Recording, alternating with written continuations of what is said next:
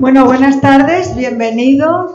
Estamos con Centro Sefarad Israel, además estamos celebrando la Feria del Libro, luego les comentaré qué caseta tenemos para verles allí, pero hoy estamos agradecidos a los presentes por la presentación de este libro, gracias por estar aquí. Es un libro que tienen a la salida y que podrán comprar, La simbiosis imposible, escritores judíos en la Alemania de entreguerras, de Francisco Uzcanga Meineche, y les diré que es una investigación muy interesante que no he leído aún, pero que nos va a descubrir, como dice la editora de Báltica, que es quien ha publicado el libro, nos descubre nuevos y muchos autores. Y para conversar con él está Francisco Urcanza, Ignacio Jiménez Blanco, que va a conversar con él y que es de Yad Vashem, de la Fundación del Museo del Holocausto, que es una institución que se ocupa de recuperar la memoria de la Shoah y dar nombre a todas las víctimas. Y lo que quería es invitarles a pasar el domingo próximo a las 12:30 por la caseta del Centro Sefarad Israel. Es la caseta número 13, como un acto de apoyo, y además tendrán y recibirán un pequeño regalo. Muchísimas gracias por estar aquí. Muchas gracias, Esther. Bueno, en primer lugar, gracias a todos los presentes por venir a este acto en el Centro Sefarad de presentación de un precioso libro que se llama La simbiosis imposible, de mi amigo Paco Uzcanga. Decía un buen amigo mío, Nicolás Redondo, que para presentar un libro hay que cumplir dos requisitos. Uno, habérselo leído, y el otro, que te hubiera gustado. Pues bien, cumplí perfectamente los dos requisitos, me lo he leído varias veces y me ha encantado. El libro es un libro precioso que recomiendo desde este momento a todos los presentes y a los no presentes en la medida en que lo podáis transmitir. El autor, Paco Uzcanga Meineche, es profesor de la Universidad de Ulm, en Alemania. Ulm es la ciudad donde nació Albert Einstein, por ejemplo. Traductor, editor y autor de numerosos libros, entre los cuales yo quiero destacar uno que fue el que me introdujo en la amistad con Paco y en la lectura de sus obras, que es El café sobre el volcán, un libro extraordinario sobre el mítico Romanisches Café de Berlín, donde se reunían el Café Gijón de Berlín de aquellos tiempos, de la República de Weimar, de aquellos 15 años tan productivos desde el punto de vista cultural. Vamos a presentar hoy aquí, yo diría que es una secuela casi de ese libro, que es La simbiosis imposible. El libro tiene una magnífica introducción histórica que nos da el marco de referencia de la situación de los judíos en la Alemania de la República de Weimar, y recorre la biografía de los principales escritores judíos de la República, lo que nos sirve sin duda para hacernos una perfecta composición del ambiente social, político y artístico de la época, en especial del encaje que los literatos judíos de la época tenían en la Alemania de la asimilación. No, ustedes no ven que tengo escrito asimilación entre comillas, pero la asimilación yo siempre la pongo entre comillas porque la asimilación era casi unilateral y no bilateral, como deben de ser todas las asimilaciones. De la lectura del libro, lo primero que se puede deducir en líneas generales es que la República de Weimar, desde el final de la Primera Guerra Mundial hasta el 30 de enero del 33, en que se produce el ascenso de Hitler al poder, fue en todas sus facetas un extraordinario caldo de cultivo para todas las manifestaciones culturales, a pesar de, o quizás por, y esto es una cosa que tenemos que hablar, la extraordinaria convulsión política y la polarización que se podía vivir en aquellos años, cortísimos 14 años, que van, como digo, desde el final de la Guerra Mundial hasta la proclamación de Hitler como canciller. En esos años, hablamos aquí de polarización, pero en aquellos años hubo dos golpes de Estado por lo menos, o tres, el push de Kapp, el push de la cervecería de Hitler, la revuelta de los marinos de Kiel, hubo la proclamación de la República de los Consejos en Baviera, la proclamación de la República Socialista Soviética de Baviera, que hoy nos parece como una cosa muy curiosa, pero la hubo, asesinatos de políticos, Karl Liebknecht, Rosa Luxemburgo, Walter Rathenau, el mismo Kurt Eisner, que fue el presidente de la República de los Consejos de Baviera, también fue asesinado. Esto era lo más habitual, sobre todo en los primeros años de esa república. Por cierto, entre paréntesis, señalemos que todos los asesinados que he mencionado eran judíos. Hiperinflación, paro. En medio de todo eso, la cultura alemana conoce un momento de gloria en el que los judíos son particularmente importantes. Tengamos en cuenta, como dice Paco en su libro, que representaba solo el 0,8% de la población alemana. Y sin embargo, si repasamos un poco lo que era la vida cultural alemana en aquella época, pues nos salen protagonistas no solo en la literatura, que luego después nos referiremos, sino también podemos hablar de la pintura, donde hay grandes manifestaciones en el expresionismo, como por ejemplo Marc Chagall, que aunque era ruso, vivió en Berlín también. Tenemos la Bauhaus, que aunque no es un movimiento judío, tenía grandes arquitectos judíos, como Albers. Tenemos a Fritz Lang, judío también en el cine. En la música tenemos a Klemperer como director o a Rosenberg como compositor. En la filosofía tenemos a Rosenzweig. Es decir, todo ello son manifestaciones de una vida cultural realmente explosiva e impresionante, solo citando los casos más evidentes. Esa explosión cultural está sin duda ligada al fenómeno de la asimilación, insisto, asimilación entre comillas, que se produce en la Alemania de Weimar. Esa asimilación podemos fácilmente deducir de esa asimilación una serie de rasgos comunes a casi todos los escritores de los que el autor se ocupa en su libro. Algunos nos llamarán la atención. El primero es su extraordinario amor por Alemania, su sentimiento propiamente de sentirse más alemanes que judíos, o por lo menos tan alemanes como judíos. Su negativa a elegir entre judaísmo y germanismo. La utilización, todos ellos, de la lengua alemana como lengua de expresión. E incluso yo diría que en un porcentaje importante, su antisionismo o su no sionismo en muchos de los casos. Entendían que el sionismo era un nacionalismo y precisamente eso era lo que ellos pretendían evitar. La teoría de Wassermann es que precisamente el hecho de ser un judío así en Alemania le daba un universalismo y un cosmopolitismo que el sionismo le arrebataba.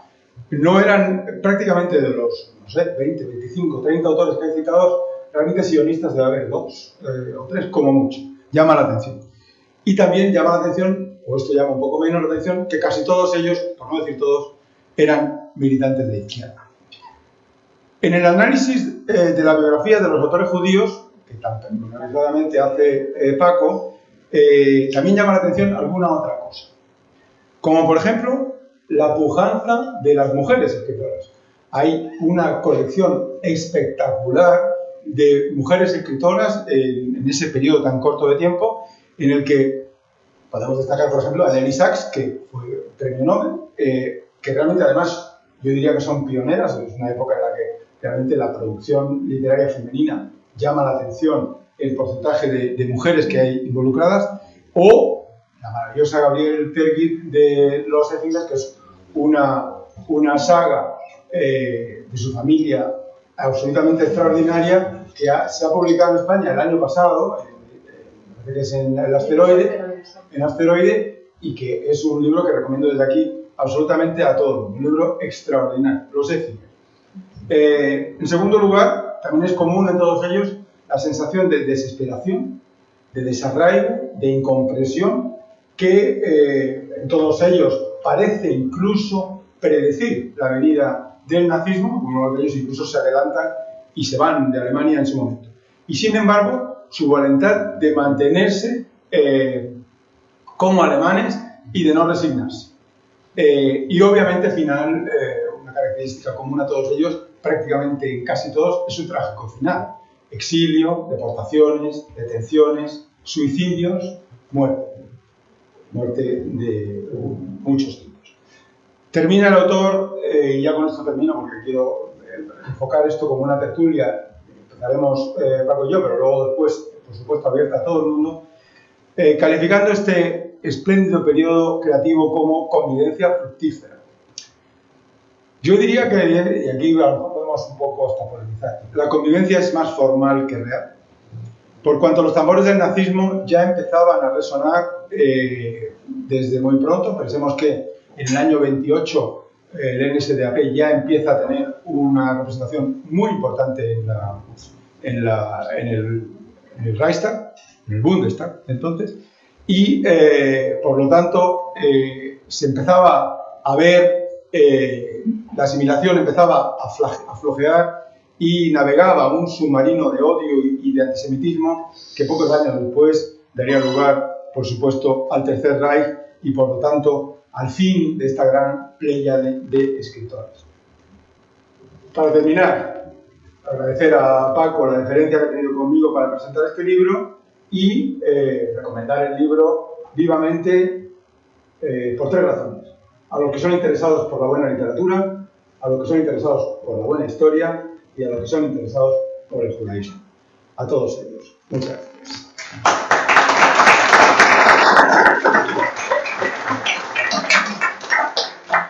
Queríamos enfocar esto como una tertulia.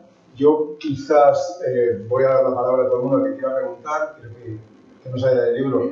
Creo que se debe salir de aquí comprándoselo y leyéndoselo. Más leyéndoselo que comprándoselo, sobre todo, porque si tiene uno alguien que se lo preste también vale. Pero, me perdone pero sobre todo creo que lo importante de los libros no es comprarlos, sino leerlos, ¿no? Y este libro es un libro muy interesante porque no solo en sí mismo es un libro muy interesante, sino porque nos abre una docena o 15 o 20 posibilidades de lectura de otros autores que a lo mejor muchos de ellos no conocemos y que son interesantísimos. Tucholsky, por ejemplo, Doblin, Wasserman, son gente, por supuesto, Stefan Zweig, pero es que la pléyade es de 20, 25, 30 autores, no sé cuántos, no los he listado, pero 15, 16, pero bueno, no, en la parte de las mujeres ahí están de 4 en 4. Sí, hay más de 20 hay. Pero bueno, hay muchos más que no están. Y hay muchos más que no están. Algunos que no están y que serían obvios, pero es que por alguna razón deben estar fuera. Como por ejemplo Kafka, obviamente. Pero es que Kafka ni era alemán ni vivía en Alemania, aunque es el gran escritor alemán del siglo XX. Yo quería empezar entonces, para abrir el debate y la tertulia, con una pregunta que casi he insinuado antes, y es,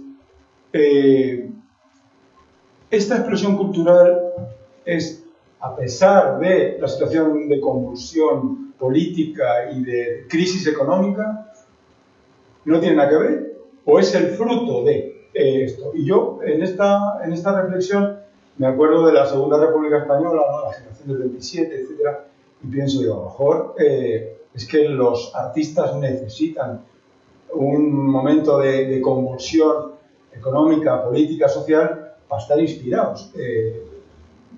La realidad es que en Suiza produce poco arte de este tipo, ¿no? Y a lo mejor es precisamente tanta estabilidad y tanta tranquilidad la que no es caldo de cultivo. No sé tú qué piensas. Bueno, lo de Suiza supongo que lo dices por la escena del Tercer Hombre. Sí, además, bueno, Suiza es que en los últimos 20 años, aparte de Roger Federer, solo ha producido a Paul Klee. Es una cosa... Y el reloj del cuco. El reloj de cuco. No sé si recordáis esa escena de la película El Tercer Hombre, cuando Harry Lime, Orson Welles, le comenta a Holly Martins, que es su ex amigo, y están precisamente en la Noria de Viena, de Leopoldstadt, que es el barrio judío de Viena, ¿no?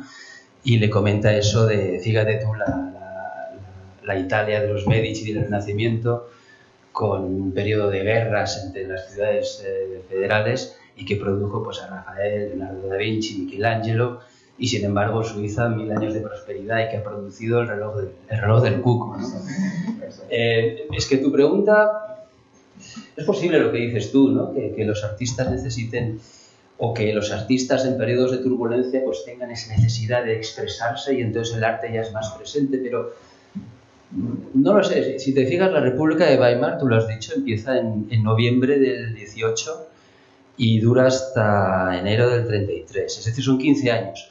Pero los primeros años son unos años, bueno, de posguerra miserable, de turbulencias. Los dos golpes de Estado que tú has mencionado se producen allí.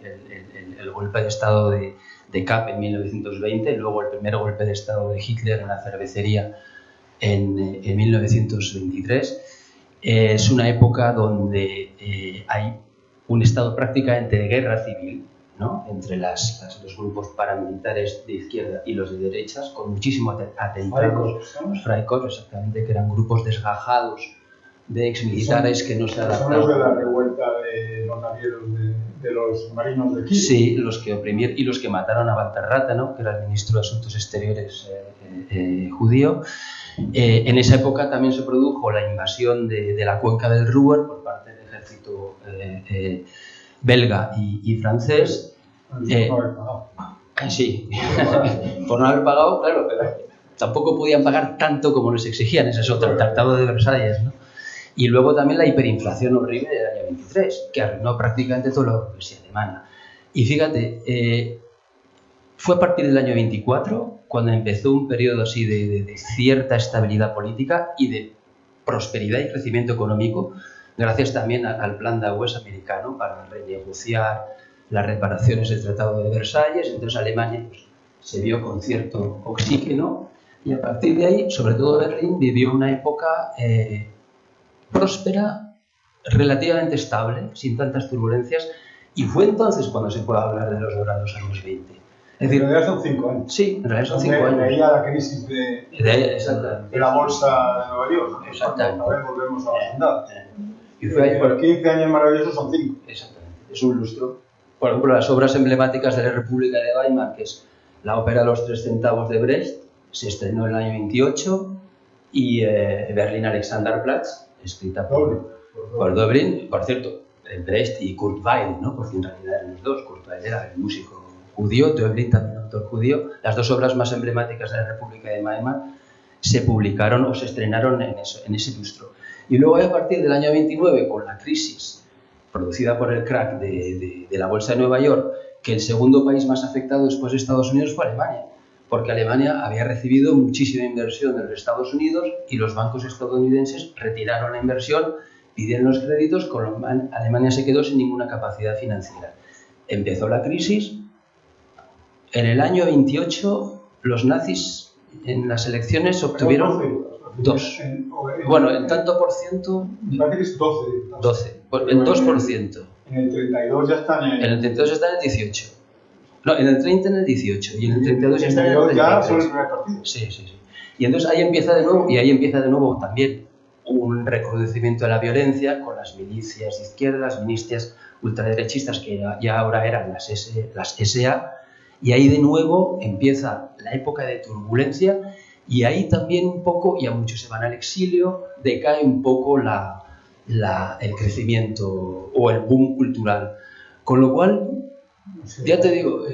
luego le ha sacado las orejas y todo. Sí, pero es precisamente en ese periodo de relativa prosperidad y de relativa tranquilidad cuando se produce.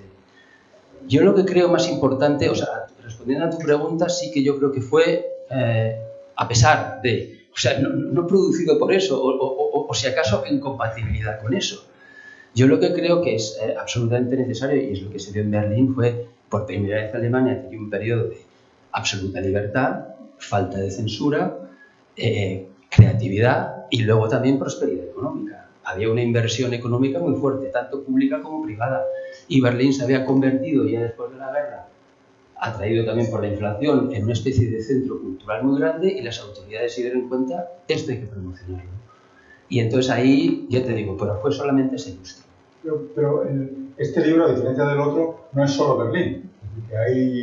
No es solo Berlín, pero es casi... Es mucho Berlín. Sí, es mucho Berlín. Porque es que Berlín, no solamente porque fuera Berlín, Prácticamente la mitad de los autores que trato son de Berlín, la otra mitad gente que se estableció en Berlín porque Berlín tenía ese magnetismo y Berlín pagaba mucho. Y entonces se iban a Berlín, ¿no? En Alemania no había otra cosa, todo lo demás era la provincia. Para los berlineses todo lo que no es Berlín es la provincia. Ahora ya no, ¿no? Pero bueno, en aquella época desde luego sí. Yo dejo abierto a preguntas porque me parece que lo que tiene sentido es que la gente lo entienda. A ver. Quería preguntarle, ¿por qué en Alemania, habiendo esa simbiosis tan grande de los judíos y la aportación tan grande a la literatura, a la música, ¿por qué el rechazo hacia el judío en esa época tan brillante? Porque ellos estaban totalmente integrados. Y la segunda pregunta, ahora mismo hay una comunidad judía en Alemania de 120.000 judíos. ¿Usted cree que hay antisemitismo aquí en Alemania ahora? El contraste, yo le voy a responder. El contraste en las dos partes. Están integrados, aportan muchísimo a Alemania, y luego el rechazo, ¿y por qué se dejaron llevar al matadero? Pues yo no lo entiendo. Vamos a hacer una cosa, yo le voy a responder a la primera y yo le voy a responder a la segunda porque él vive en Alemania y está mucho mejor situado que yo para responder.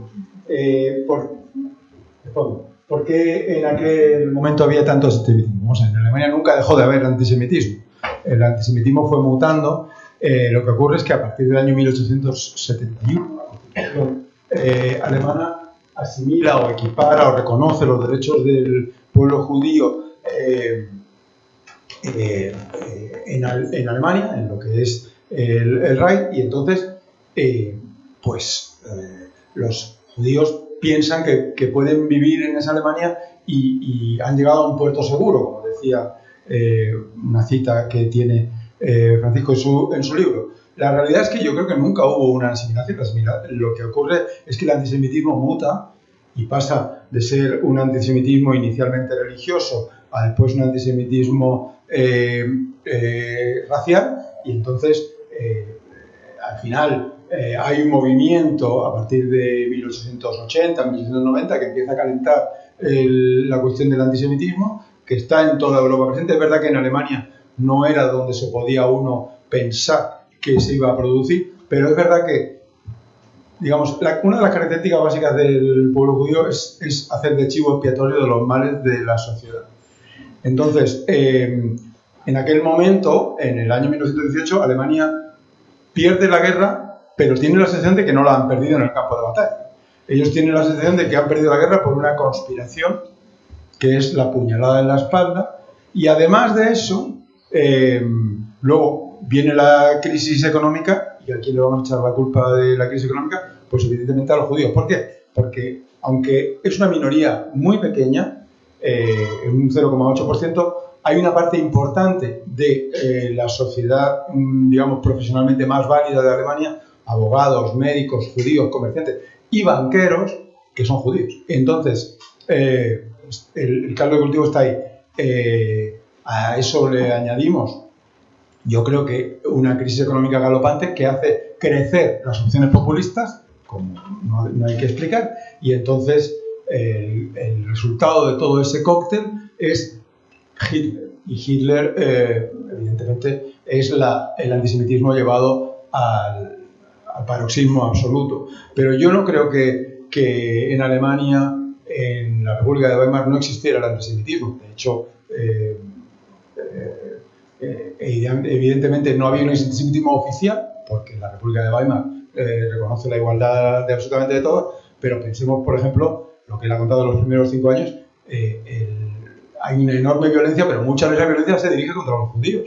De hecho, al ministro al que matan, a Rathenau, es el ministro judío que tiene la República de Weimar, el ministro de Asuntos Exteriores.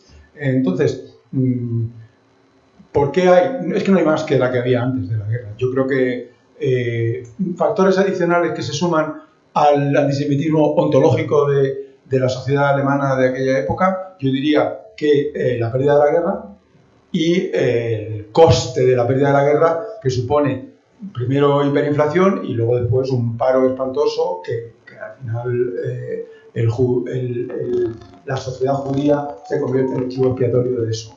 Pero, evidentemente, seguramente esto es un análisis a buena pluma que tiene más matices, pero yo diría que esas son las dos causas fundamentales. Sí, y luego, bueno, de hecho es cierto que el antisemitismo empezó ya con la asimilación a mediados del siglo XIX, es decir, cuando los judíos salieron del gueto, ya no había pogromos, pero lo que había es que un rechazo a que de repente invadieras territorios míos. Entonces, claro, cuando los judíos empezaron a tener presencia en la vida pública, en la vida profesional, tú has dicho que antes muchos de ellos eran banqueros, eran abogados, eran médicos, eran periodistas, pero lo eran porque les estaba vedado el acceso a la administración.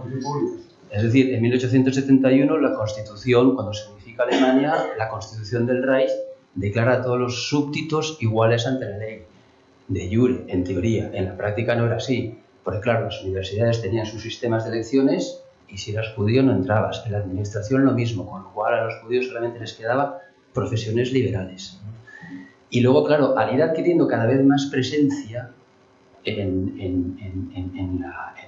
la opinión pública, en los medios, que eso fue sobre todo durante la República de Weimar, cuando un libro muy interesante de un historiador americano de origen berlinés que decía los marginados llegaron al poder, no solamente los judíos, sino también mujeres, homosexuales, que eso fue también una de las características de la República de Weimar. Hay mucha gente que sentía ese rechazo y que se sentía amenazado, ¿no? Porque decían, estos me van a quitar también mi puesto de trabajo, ¿no? O sea que eso también hizo que se acrecentara durante la República de Weimar el antisemitismo. ¿Por qué? Porque había más presencia. Y luego lo que has dicho tú también fue un factor muy importante, que a los judíos se les acusaron de haber traicionado a Alemania y haber perdido la guerra. En medio de la guerra se hizo un censo porque había rumores de que los judíos no iban a la guerra. Y entonces el Ministerio del Ejército hizo un censo y se dieron cuenta que era mentira, que no solamente iban a la guerra, sino que habían muerto más y los habían condecorado más. Pero ese censo se medio ocultó y entonces la ultraderecha ya tuvo su chivo expiatorio de que estos escaquean, no quieren ir a la guerra, y eso también hizo que muchos judíos se sentían profundísimamente decepcionados en su intento de asimilación, ¿no? Ni siquiera muriendo por esta patria nos reconocen como alemanes, ¿no? O sea que, respondiendo a tu pregunta, durante la República de Weimar el antisemitismo fue creciendo progresivamente y el desengaño y la decepción de los que se intentaban asimilar también. Y, perdón, el antisemitismo ahora. Y me explicabas antes tú la historia de los 3 antisemitismos actuales en Alemania, las 3 tendencias, sí. Que me encantaría que se lo explicaras. Sí, bueno, en Alemania ahora hay una comunidad, sí, tú lo has dicho, sí. Fíjate, la mayoría de ellos son judíos que han venido de la ex Unión Soviética. La gran inmigración, hay algunos que han venido de Palestina, pero de Israel, pero son jóvenes que vienen para estudiar a Berlín, ¿no? Berlín es una ciudad así con mucho atractivo, pero el grueso eran judíos de la Unión Soviética que se han establecido allí. Que si hay antisemitismo, pues sí. Además, lo que te comentaba antes, hay un antisemitismo que viene de tres partes. La una es el antisemitismo, digamos, ultraderechista tradicional de siempre. Luego está el antisemitismo de izquierdas, con estos argumentos postcoloniales anticapitalistas, pro-palestinos. Y luego está el antisemitismo que se llama el antisemitismo importado, que es el antisemitismo del fundamentalismo musulmán, ¿no? De la migración. La migración, muchos sirios, en Alemania creo que llegaron casi 1 millón de sirios. Esos son turcos, no árabes. Sí, bueno, sí, hay sirios, islamistas, ¿no? Hay muchos sirios. Muchos sirios, turcos también. Ahora no es el Islam. Los judíos no son problema, es el Islam ahora. Pero hay manifestaciones. Sí, hay manifestaciones donde además curiosamente se suelen reunir estos 3 grupos que en realidad no tienen mucho en común. Ayer leí que uno de los restaurantes judíos más conocidos de Berlín va a cerrar. O sea que ya hay, digamos, como símbolo de que ya la comunidad judía alemana está hay órdenes de que no salgan, que no se muestren, que no lleven... En fin, que sí, que el problema está muy candente. Y después de las elecciones de ayer, con el auge de la ultraderecha, que ha sacado el 16% de los votos, el 30% en Alemania del Este, pues sí, la situación está muy complicada. Sí, pero yo no sé en otros países, pero aquí... ¿Quiere decir un...? No, casi los más antisemitas es de la izquierda, porque está a favor de los palestinos. Casi mejor que lo vayan.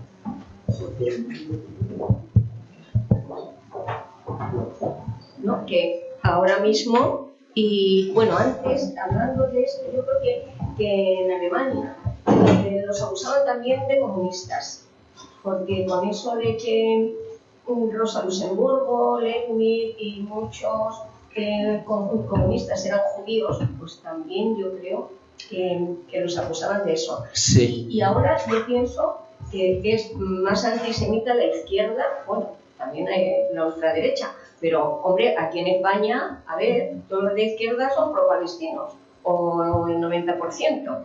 Hay un grupo también izquierdista pro-palestino en Alemania, pero yo sospecho que sobre todo es la ultraderecha la más antisemita. Y luego, claro, los grupos islamistas. Exactamente. No sé, no te puedo decir muchos sirios, no te y puedo hablar de esos... porcentajes, pero es un cóctel, es integral. No, para nada. Y en Francia pasa lo mismo, también tienen miedo, ¿eh? En Francia también está habiendo, porque, bueno, pues allí hay muchos musulmanes y los atentados son de ellos. Entonces, bueno. Sí, pero tanto como allí, claro. Y no contra judíos. Aquí ha habido atentados, pero allí sí. Allí. Lo que he comentado antes de que los acusaban de comunistas, sí, justo después de la guerra hubo la revolución espartaquista con Rosa Luxemburgo, que era judía. Sí, bueno, Leibniz no creo que fuera judío, pero Rosa Luxemburgo sí. Pero en cualquier caso, lo que has comentado tú, la República de los Consejos de Baviera, con Kurt Eisner, al que asesinaron, también era judío, luego Mühsam, al que acabaron asesinando luego en un campo de concentración en el año 34. Uno de estos escritores, Toller estuvo en el gobierno. Toller estuvo también y estuvo en la cárcel. Y, o sea, hubo tres: Mühsam, Toller y Landauer. A Landauer lo mataron en el año 20, a Kurt Eisner, que era el presidente. Todos ellos eran judíos, pero ¿por qué? Ellos lo que querían era cambiar la sociedad, ¿no? Los judíos, claro, siempre han estado, digamos, por la innovación, por lo nuevo, porque estaban insatisfechos con la sociedad que había. Entonces, sí que había muchos judíos metidos, digamos, en ese círculo de izquierdas, al principio, ¿no? Metidos en política. Pero, sobre todo, la gente, te puedo citar el caso de Erich Mühsam, que era por pura utopía, ¿no? Por puro deseo, por pura gana de cambiar esa sociedad en la que habían vivido muy a disgusto, sobre todo en Alemania guillermina y luego durante la guerra. Entonces todos abrazaron mucho, digamos, la izquierda, la utopía, como forma, digamos, de cambiar un poco la sociedad. En Rusia. Y yo creo que también hay un factor ahí importante a tener en cuenta, y es que donde más sufrieron los judíos en la primera mitad del siglo XX es en Rusia. El movimiento soviético se plantea como un movimiento de liberación antizarista y por lo tanto los judíos se suman a ese carro.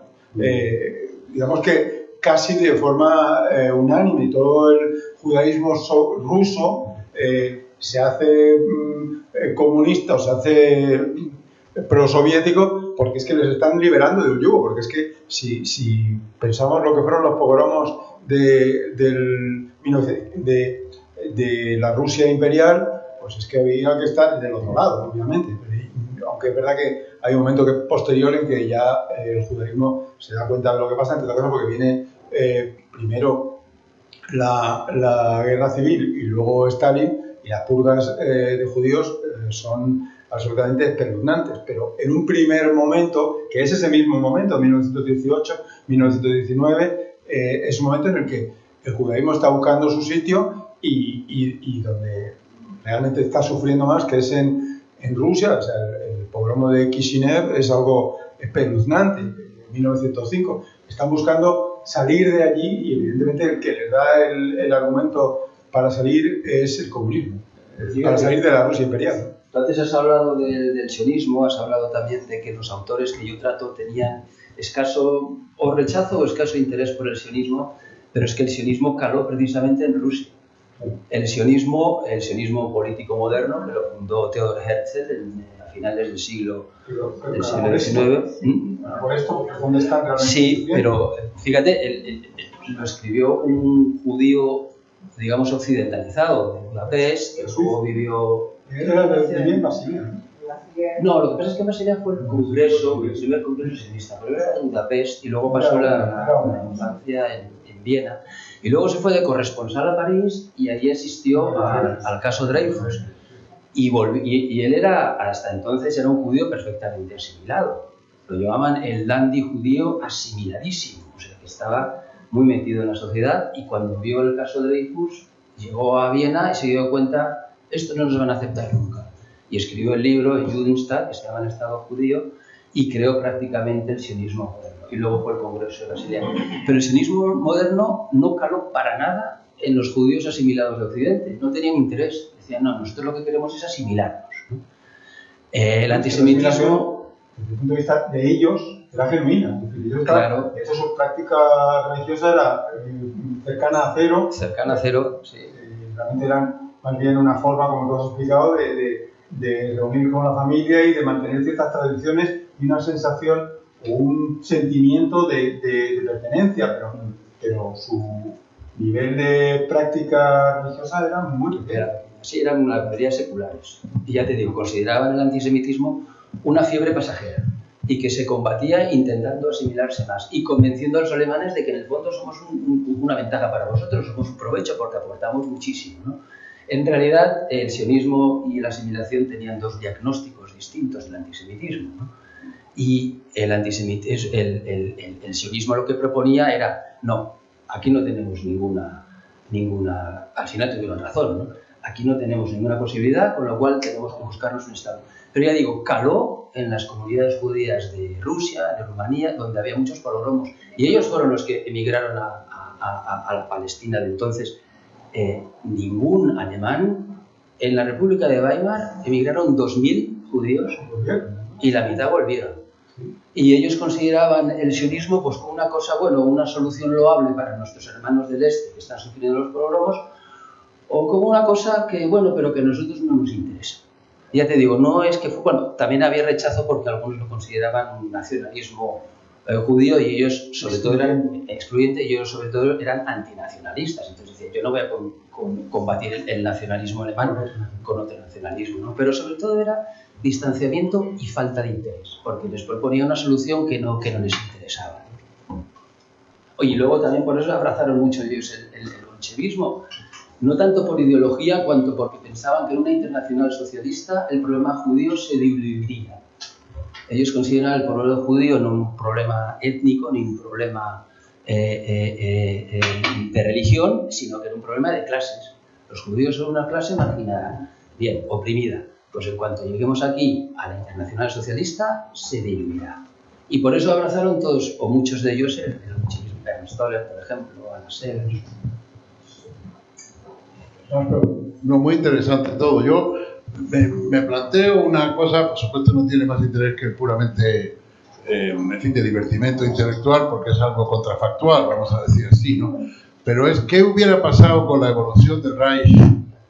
Hablamos del Reich guillermino, pero en realidad hay un antes y un después en 1888, que es cuando muere Guillermo I, el famoso año de los 3 emperadores, Federico entre medio, y luego Guillermo II, que es el Kaiser durante los últimos 30 años, que es un hombre, digamos, de muy mala prensa. Guillermo II es un hombre que ha tenido muy mal, yo creo que injusta, pero sobre todo Max Weber, por él Max Weber no lo podía ver, lo consideraba un hombre, un insustancial, un frívolo. Hay un cierto parentesco entre la imagen de Guillermo II, insisto, 1888, 1918, y la imagen de Alfonso XIII en España. Me explico, esa misma imagen de Alfonso XIII, digo, de un frívolo, de un insustancial, esa imagen mayoritaria en la sociedad española con respecto a Alfonso XIII. Pero yo no lo sé, porque Sinceramente, claro, tuvimos el año 1914, la Guerra Mundial, con un papel importante de Rusia, pero es que, claro, en medio de la Guerra Mundial es que Rusia muta, pasa a ser otra cosa distinta, pasa de ser la Rusia zarista a la Unión Soviética, me explico. Y entonces, claro, tienes un enemigo que ha cambiado. El dinero de los alemanes. Que ha cambiado, quiero decir, inicialmente la idea de Alemania es que estamos luchando contra el zarismo y resulta que el zarismo ha mutado en otra cosa distinta, ha mutado en la Unión Soviética. No, te lo digo porque es que viendo las cosas de esa época, no solamente de Alemania, que por supuesto, sino de los otros países, y en concreto de España, que es una historia que más o menos conocemos bien, y del Reino Unido, ¿no? Que entonces, que se pone como el modelo, ¿no? Parlamentarismo y democracia no son tanto dos hechos cuanto dos procesos, digamos. Habría que hablar en el sentido de parlamentarización y democratización, más que como dos hechos. No, lo digo porque el Reino Unido es un régimen parlamentario en esa época. Estamos hablando, por supuesto, del periodo de la Reina Victoria, como es obvio, el último tercio, vamos a decir así, del siglo XIX, que es el que coincide con la primera etapa del Reich guillermino, del rey de Guillermo I, me refiero, ¿no? Pero claro, no era un país democrático, no tenía sufragio universal. Siendo así que, sin embargo, la Constitución de 1871 sí que tenía sufragio universal masculino, no tengo que decirlo. Y con diferencias, porque el voto de un trabajador no contaba lo mismo que el de un terrateniente. Bueno, y por supuesto las mujeres no votaban. Sí, bueno, vamos a ver. Primero, el sufragio universal en aquella época era sufragio universal masculino. Hoy nos resulta una contradicción en los términos del sufragio universal masculino. En España lo tenemos desde el año 1888 y 1889. Pero ya hay una gran diferencia, como bien sabéis, entre la Constitución prusiana del año la Constitución prusiana que surge de la Revolución de 1848 y 1849, la no aprobación de la Constitución de San Pablo, de Frankfurt, famosa, y sí una reforma constitucional, que es a lo que yo creo que tú te refieres, Paco, de las tres clases de electores. La drei Wähler clase, la drei Wähler clase. En el caso de la Constitución, que finalmente se aprueba en la proclamación de Reich, en Versalles, por cierto, para escarnio de los franceses en el año 1871, ya es otra cosa distinta. Por supuesto que eso no era un régimen que podía ser democrático, pero que no era nada parlamentario, porque ya sabemos que no había nada parecido a una votación de confianza, ni nada que se le pareciera. Y eso, de hecho, Bismarck, los ministros no se llamaban ministros, eran empleados de Bismarck, vamos a decirlo así. Y entonces, claro, la pregunta es, empezando un poco lo mismo en España, el régimen español se fue parlamentarizando, el régimen español de la Constitución de Cánovas de 1876 no era parlamentario ni democrático inicialmente y, sin embargo, se fue poco a poco parlamentarizando y democratizando. En el caso del Reino Unido se fue parlamentarizando mucho más que democratizando. Y en el caso de Alemania se fue democratizando mucho más que parlamentarizando. Pero fijaros que ya el último canciller fue Max von Baden, como sabéis, y ya fue objeto de una aprobación en el Reichstag, Entonces, no sé, me pregunto yo, claro, en Weimar se presenta la Constitución, ya conocemos la historia del año 19, vosotros la habéis explicado, los primeros meses del año 19 son dramáticos, hay unas elecciones en enero del año 19, ahora se presenta más breve, por cierto, y no sale. Su famosa conferencia sobre políticas, es una semana después de las elecciones y es la conferencia de un candidato derrotado, un candidato que se ha presentado a las elecciones. Bueno, de ahí sale la Asamblea de Weimar, se aprueba finalmente, como sabemos, en verano, en julio, en agosto, aproximadamente al mismo tiempo que el Tratado de Versalles, la Asamblea da su ok, pero claro, todo esto son consecuencias, en última instancia, de Rusia y de lo que había pasado en Rusia y durante la Primera Guerra Mundial, durante la Primera Guerra Mundial y la Unión Soviética. Pero me pregunto, insisto, que no tiene más interés que puramente conjeturar, ¿cómo habría evolucionado el Reich guillermino? También el tema judío, pero no solo, en caso de que no hubiera existido ese trauma extraordinario que, en fin, que describe muy bien Christopher Clark en Sonámbulo, digamos, que es el estallido de la... Por cierto, Christopher Clark tiene también recién publicado en España una biografía del canciller Guillermo II, no sé si lo conocéis, acaba de salir en español hace unos meses. Es un cierto intento, vamos a decir así, de reivindicación de Guillermo II, sobre todo por su papel y lo que tiene que ver con la ciencia. Es inevitable hablar de Max Planck, es inevitable hablar del desarrollo científico del Reich bismarckiano. Bueno, perdón que me estoy enrollando, termino, ya no más. me está acordando ahora de una conferencia que dio un extraordinario profesor de Yad Vashem de Jerusalén, Silverklang, hace unos años en ICADE. Algunos de los que están aquí estuvieron y le escucharon. Y la pregunta que le hicimos, no sé si se la hice yo o se la hizo alguien, es si podría volver a ocurrir un holocausto en Europa, y si tuviera que volver a ocurrir, ¿dónde cree que sería más probable? Y entonces él, lo digo por esto de hacer historia ficción o pensar que podría haber pasado. No sé si, dice, mira, en el año 20 o en el año 10 o en el año 15, cuando Theodor Herzl estaba comandando el Estado judío, nadie hubiera dicho nunca que algo así como el holocausto iba a ocurrir en Alemania. El candidato principal era Rusia y el segundo clasificado era Francia. Nunca hubiera dicho nadie. Entonces, es que la historia no se puede predecir, y mucho menos. Entonces, ¿qué podría haber ocurrido? Yo, honestamente, no tengo ni idea. Y creo que la historia es que es siempre impredecible, y en un caso como este más. Es decir, y me decía Silverklang, es que si había un sitio, dentro de que el antisemitismo existe en toda Europa desde hace muchísimo tiempo, donde no era previsible, donde la población judía era muy pequeña, donde el nivel de asimilación era máximo, donde era Alemania. Entonces, predecir esto es imposible, no sé nunca. No, también, historia de ficción, yo creo que también Marx predijo que su revolución no iba a ser en Rusia, sino en Inglaterra, si acaso, ¿no? Donde hubiera más proletarios, ¿no? Pues, no sé, hay una expresión alemana que es "Ich bin überfragt", que quiere decir estoy sobrepreguntado. Es decir, la pregunta me supera. Pero bueno, lo de... Sí. Sí, yo tenía una pregunta respecto a Mein Kampf. Aquí es Mein Kampf. Sí. ¿Se lo leyeron? Sí, mi pregunta es sobre Mein Kampf. ¿Se lo leyeron en serio los escritores judíos? ¿Lo vieron como un programa que se pudiera llevar a la práctica? ¿Dio lugar a la risa? ¿Cómo se valoró? Bueno, vamos a ver, Mein Kampf lo escribió Hitler en la cárcel, es decir, el año 23, 24, saldría por aquella época. Enseguida circuló y se leyó mucho. Estoy convencido de que sí, o sea, la recepción directa no la conozco, pero en general fue recibido, aparte de los círculos así un poquito afines, como un desvarío. O sea, nadie se imaginaba que eso pudiera llegar a ser un programa electoral, ¿no? Es decir, es lo que decías tú antes, nadie se podía imaginar que hubiera un holocausto, pero es que ni siquiera en el año 38, o sea, ni siquiera en el año 38 todavía había judíos en Alemania. El mismo que tú has mencionado del libro este de Effingers, en el año 38 ya, cuando lo van a deportar, pero hasta el año 38 seguía pensando que sería posible.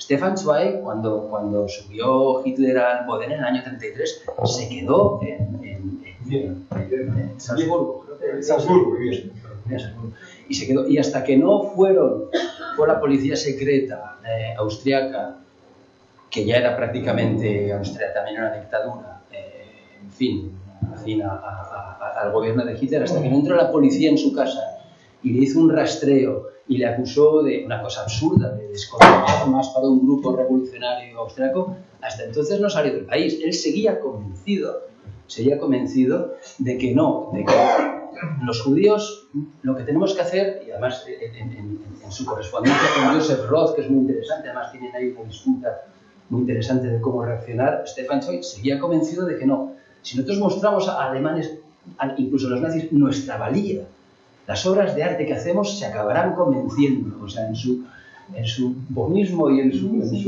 ingenuidad todavía pensaba que se podía convencer.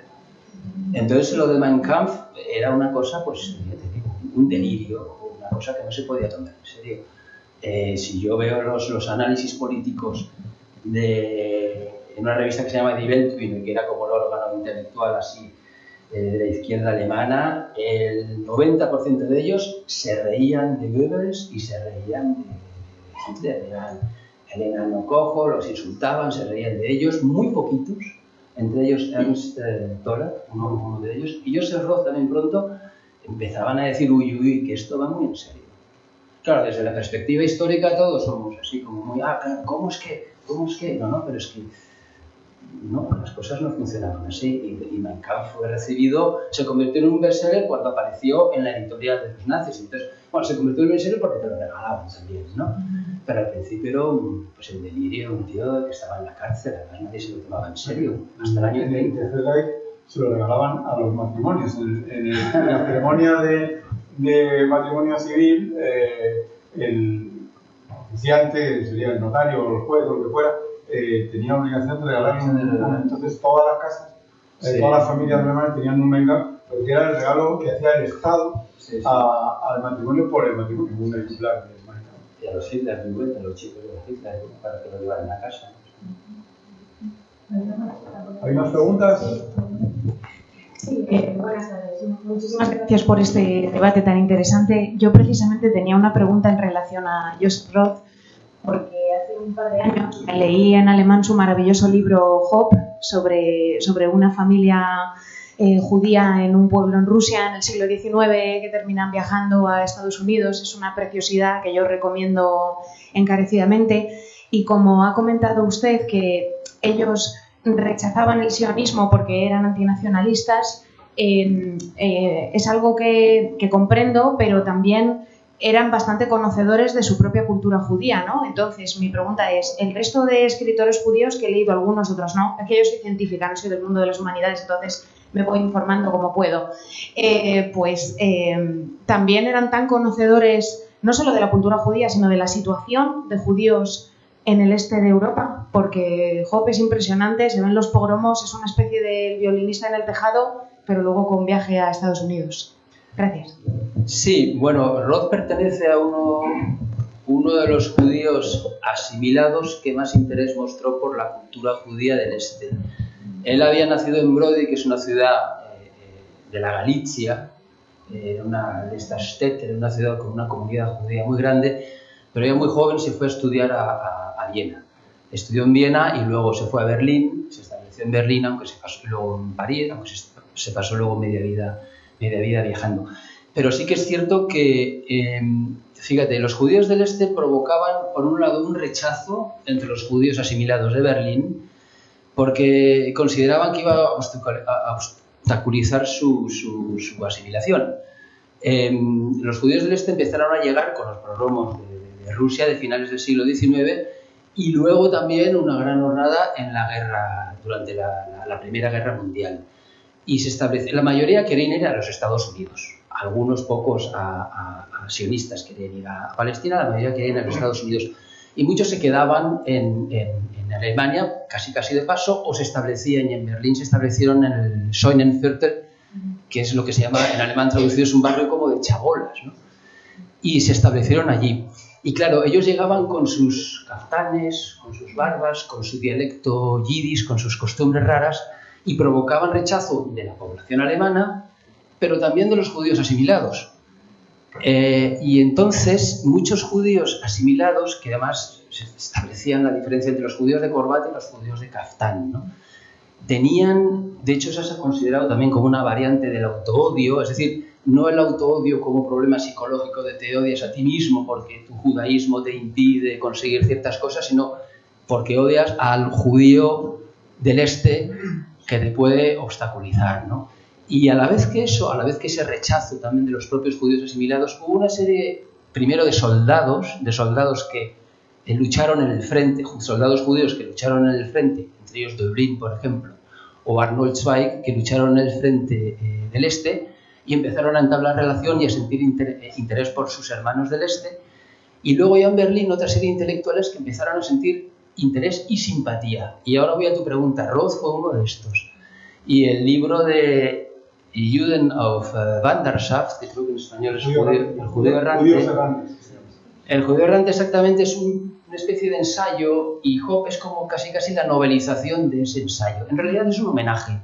Es un homenaje porque es un ensayo muy emotivo y es un homenaje a la Städte, a los judíos del este. Pero Joseph Roth, junto con Arnold Zweig fueron los primeros que sintieron una empatía muy fuerte por los judíos del Este. Y de hecho, si te lees, por ejemplo, en el prólogo de Juden auf Wanderschaft, Joseph Roth, en plan desafiante, critica a los occidentales y a los judíos occidentales por despreciar a sus hermanos orientales del Este, ¿no?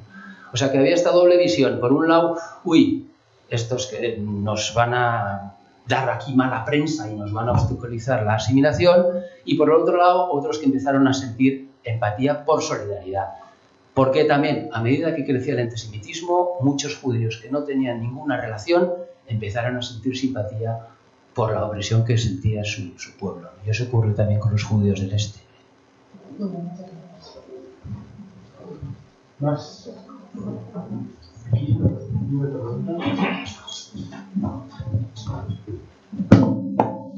Sí, de todos los escritores judíos, ¿hay alguno que realice algún análisis social de lo que sería esa cultura luterana, puritana? Lo digo porque hay un libro de Sarah Rosa Rose que se publicó hace bastantes años y rastrea un poquito el antisemitismo hacia el siglo XIX, y esa parte de la religión, pues digamos, entre comillas, que puede ser más oscura, que no es la católica, más sectaria, que diferencia más lo que es ser puramente, digamos, germánico de lo que son otras cosas. ¿Te refieres también un poco a la diferencia entre protestantes y católicos? No, digamos, la Iglesia luterana, esa visión, digamos, más oscura, más sectaria, diferente, digamos, a la católica, que se mantuvo desde siempre, hasta donde yo tengo entendido, socialmente, como diferente o al margen de otros grupos, uno de ellos los judíos. Bueno, la Iglesia luterana tenía una tradición antisemita, judía, ahora primero, sí, tenía unas arengas antijudías muy fuertes. Y de hecho, fíjate, aunque el partido nazi nació en la Baviera católica, donde más expansión tuvo fue entre las pequeñas ciudades luteranas protestantes del norte de Alemania. No se sabe muy bien por qué. Hay una teoría, a partir del tradicional antijudaísmo de Lutero. En general, también se ha aducido que el protestantismo alemán también ha sido mucho más nacionalista, porque nació, digamos, como oposición a Roma, ¿no? Al extranjero, a lo de fuera, ¿no? Luego también se ha aducido, no sé, me parece una teoría un poco peregrina, que los católicos son como más reacios a las promesas de paraísos en la tierra, ¿no? Eso también se ha aducido, lo dejo a su elección, si se puede considerar un argumento. Pero bueno, que la Iglesia luterana al principio, desde Lutero, ha sido también muy antisemita, eso es cierto. Y también que el nazismo se estableció sobre todo en ciudades luteranas más nacionalistas, eso también es cierto. Sí. Es que Prusia como tal, hasta donde yo tengo conocimiento, y la propia aristocracia prusiana de católicos tenían un poco nada. O sea, no, Prusia casi todo.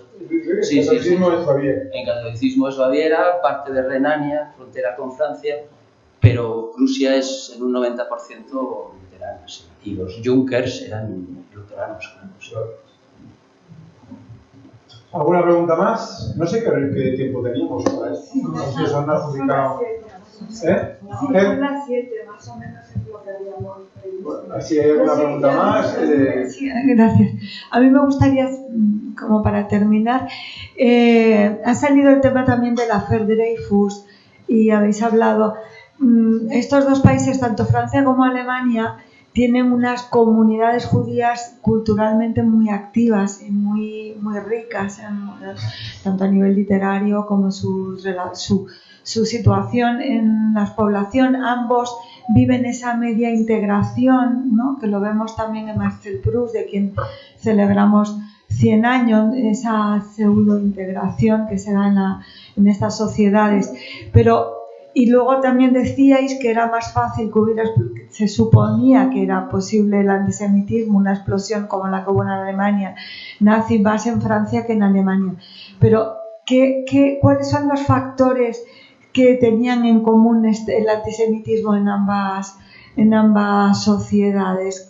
Era y frente a una comunidad cultural frente a la otra, por ejemplo, no sé, la influencia que tuvo la Affaire Dreyfus en Alemania, como el tema de las traiciones, como también forma parte del lenguaje que habéis señalado por la Primera Guerra Mundial.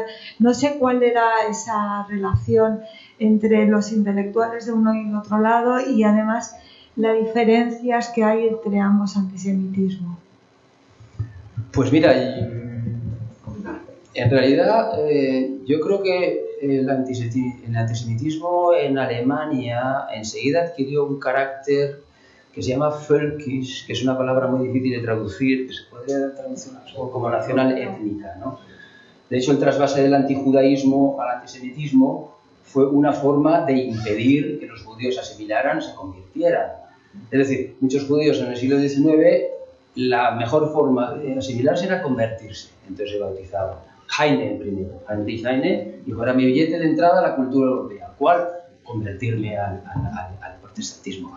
¿Qué hicieron los antisemitas? Dijeron, sí, pues nosotros no te vamos a considerar judío por religión, sino por judío por etnia. Transformamos el antijudaísmo en antisemitismo y ya no te asimilas de ninguna forma, ¿no? Y el antisemitismo,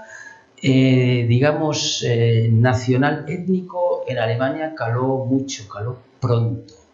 Y yo creo que en Francia, no soy experto en el antisemitismo francés, de hecho, en Francia creo que lo que conocemos ahora como un antisemitismo de izquierdas surgió en Francia.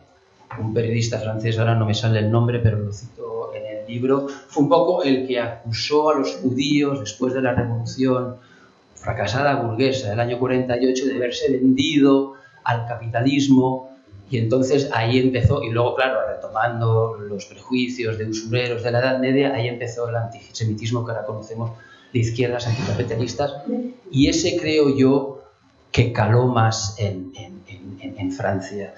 Y hablando también con una amiga judía que vive aquí, que es francesa, me dijo que claro, el antisemitismo francés también tuvo un componente, y eso se vio claramente cuando la ocupación alemana, un componente oportunista.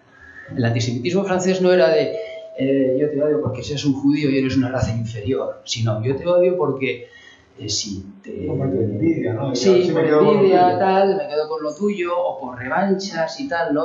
Era un antisemitismo como más mezquino, por así decirlo. Ya te digo, lo dejo así un poquito en el limbo porque no lo sé, no soy experto, pero tal vez sea esa. O sea, el componente, digamos, nacional étnico, völkisch del antisemitismo alemán es cierto. Y de hecho el antisemitismo alemán, como ves, es mucho más, digamos, de ultraderecha. Ahora a lo mejor cambian las tornas, pero tradicionalmente es mucho más de ultraderecha.